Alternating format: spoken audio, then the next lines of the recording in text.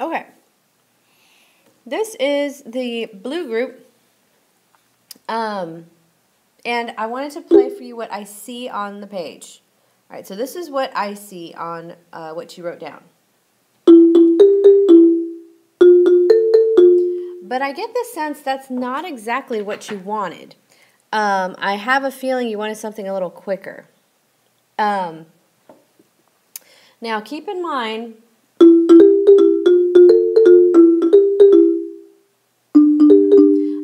I think you wanted something a little faster, which I may need to work with you on how to notate it.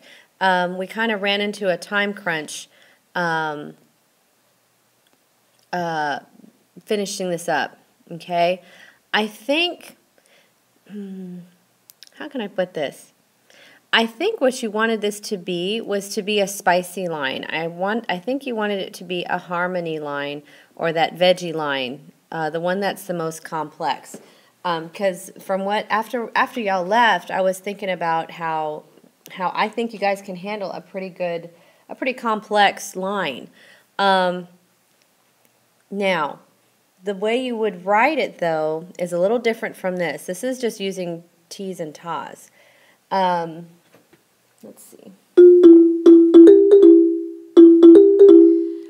I'm going to show you how to do this. Now, normally I wouldn't show many people how to do this, but since you guys are so curious about it, I'm going to show you, and you're going to have to bear with me while I try to write this with my finger. The way you write it, the first part is a T tippy, actually. And, all right, I got to think about this real quick. So, and this would be tied, what we call tied, dun, dun, dun, here. All right, so you have, it's T tippy, and then you have a tie here. I mean, it's kind of tricky to explain. T tippy, tie here, T, T, T, T, T, and then you would write it again. T tippy, like this. Okay, all right. And the notes that you would use would be, hold on, let me get, you would use E, whoops, E, E, G, and then you wouldn't write anything on this tied note here. You would skip because that's a tied note. A tied note means you're holding it longer. It's kind of like being able to cross, it's like crossing a bridge. It's still part of the other note. So it's E, E, G, G, E, and here it would be F, F, A, skip the tied note, A, F. All right, so that's how you would notate it. It's a kind of a pain to write, but it sounds really cool. Okay, so it's that kind of sound. Now, if you're going to do that, then you have to remember, look how I managed to squeeze it all together. That's no accident. It's because this whole thing is 2 beats and this whole thing is 2 beats. So that leaves this next one completely empty. So you would need to come up with that. So you have a couple of options that you can work on in the time that we have here. First off, and you only have a few minutes, so you need to decide quickly.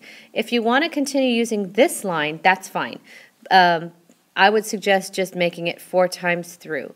But if you're wanting to do something like this, a little bit more complex, finish it off. I'm going to suggest, this is just a suggestion just to get your juices flowing, go back to the EG pattern from the beginning, from right here, and let's see here.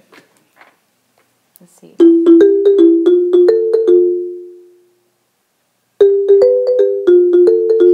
You could even, I'm sorry, I'm just getting so excited here. You could even go to G and B. I will allow that. I will allow that for now. If we need to change it, we need to tweak it later, we can. You can even do the same pattern but on G and B and then go back to F and A. Okay? Just kind of play with it a little bit. I saw you guys do this pattern, so I really am excited if you guys stick with this pattern.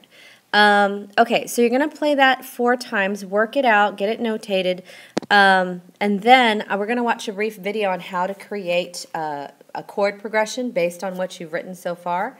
And I have some really cool ideas for you guys for that one, some good, cool suggestions. All right, finish off the pattern. Play it 4 times with 0 to 2 mistakes. Pardon my chicken scratch here.